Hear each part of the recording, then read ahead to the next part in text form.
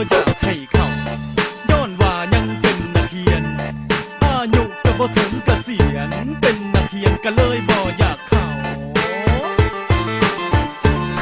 บ่อยากเข้าบ่อยากไปหามันครูบาอาจารย์เพิ่นเคยสอนไว้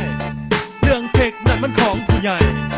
เด็กน้อยเราบ่ต้องไปใกล้ผู้ใหญ่สิเข้าก็อย่าเข้า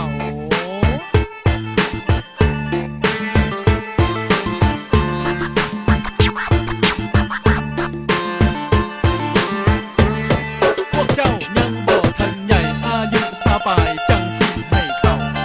สาวสำน้อยก็ยังพอเข้าใจว่าสิบ่ไปและสิบ่เข้าในเทคค่อยเป็นเด็กค่อยบ่อยากเข้า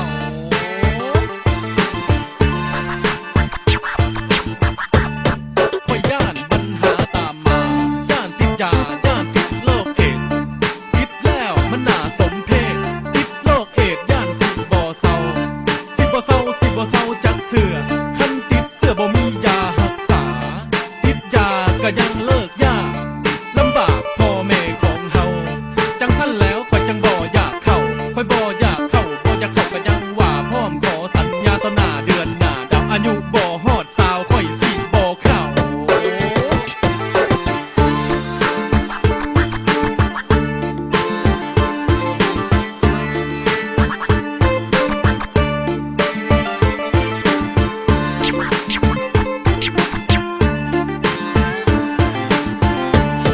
พวกเจ้ายังบ่ทันใหญ่อายุสาปลายจังสิให้เข้า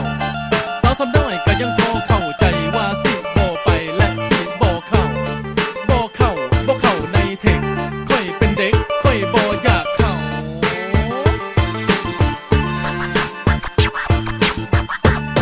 ค่อยย่านปัญหาตามมาย่านติดยาย่านติดโรคเอดส์ติดแล้วมันน่าสมเพชติดโรคเอดส์ย่านสิบ่เศร้าจักเถื่อคันติดเสื้อบ่มียารักษาติดยาก็ยังเลิกยาก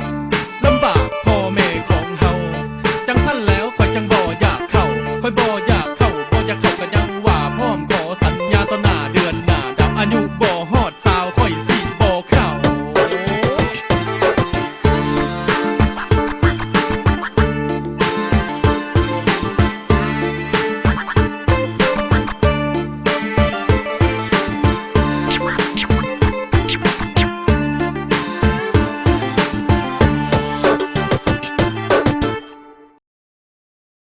ยังบ้อ